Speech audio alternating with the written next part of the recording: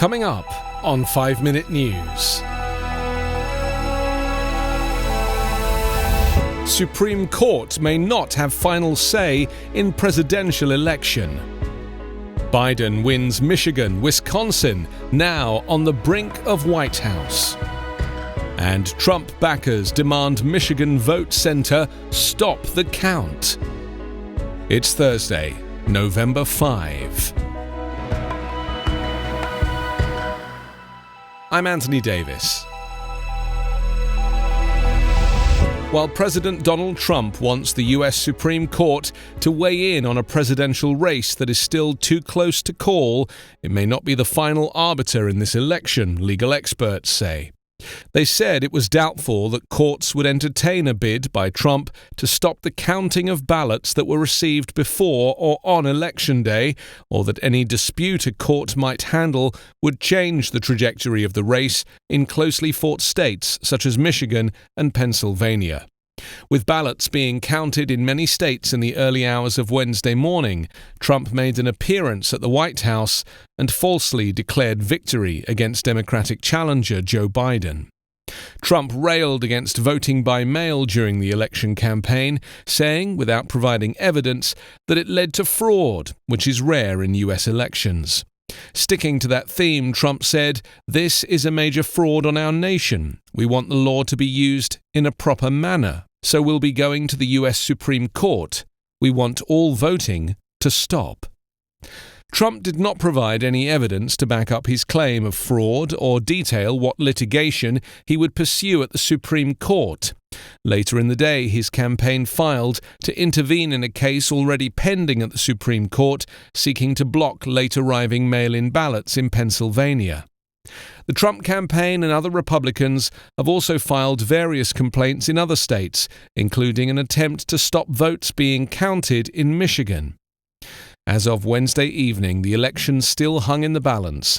A handful of closely contested states could decide the outcome in the coming hours or days, as a large number of mail-in ballots cast amid the coronavirus pandemic appears to have drawn out the process. If Biden secures 270 electoral votes without needing Pennsylvania, the likelihood of a legal fight in that state diminishes in any case, legal experts said. And any challenge would also need to make its way through the usual court hierarchy. Joe Biden won the battleground prizes of Michigan and Wisconsin on Wednesday, reclaiming a key part of the blue wall that slipped away from Democrats 4 years ago and dramatically narrowing Donald Trump's pathway to re-election.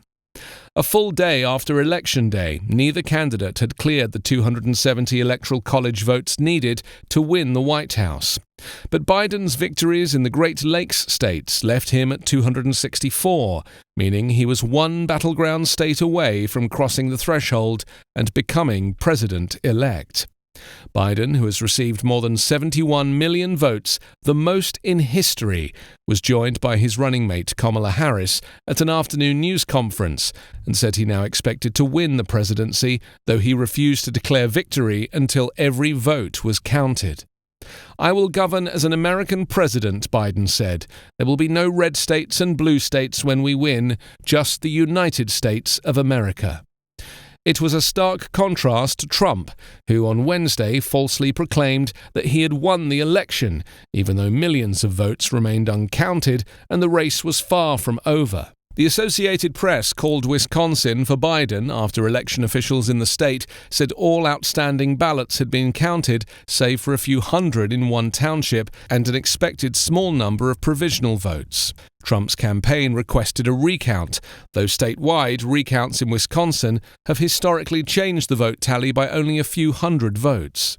Both candidates this year fiercely fought for the states, with Biden's everyman political persona resonating in blue-collar towns, while his campaign also pushed to increase turnout among black voters in cities like Detroit and Milwaukee. Pennsylvania remained too early to call on Wednesday night. It was unclear when or how quickly a national winner could be determined after a long, bitter campaign dominated by the coronavirus and its effects on Americans and the national economy. But Biden's possible pathways to the White House were expanding rapidly. Dozens of supporters of Donald Trump chanting "Stop the Count" descended on a vote-tallying center in Detroit on Wednesday as Americans on both sides of the political divide vented their anger and frustration over the undecided presidential contest at scattered protests around the country. The Detroit protest started shortly before it was declared that former Vice President Biden had won Michigan. Video shot by local media showed angry people gathered outside the TCF Center and inside the lobby, with police officers lined up to keep them from entering the counting area. They chanted "Stop the count" and "Stop the vote." Earlier, the Republican campaign filed a suit in a bid to stop the count, demanding Michigan's Democratic Secretary of State allow in more inspectors. Trump has repeatedly insisted, without evidence, that there are major problems with the voting and the counting. Michigan Attorney General Dana Nessel insisted both parties and the public had been given access to the tallying using a robust system of checks and balances to ensure that all ballots are counted fairly and accurately. On Tuesday night, scattered protests broke after voting ended, stretching from Washington, D.C. to Seattle, but there was no widespread unrest or significant violence. The prolonged task of counting this year's deluge of mail-in votes raised fears that the lack of clarity in the presidential race could spark conflict. With Biden already winning the popular vote by more than 3.5 million votes, other anti-Trump demonstrations were set for Wednesday evening, with protesters gathering in Houston, Minneapolis, and other cities. You can subscribe to 5-Minute News on YouTube with your preferred podcast app. Ask your smart speaker or enable 5-Minute News as your Amazon Alexa flash briefing skill.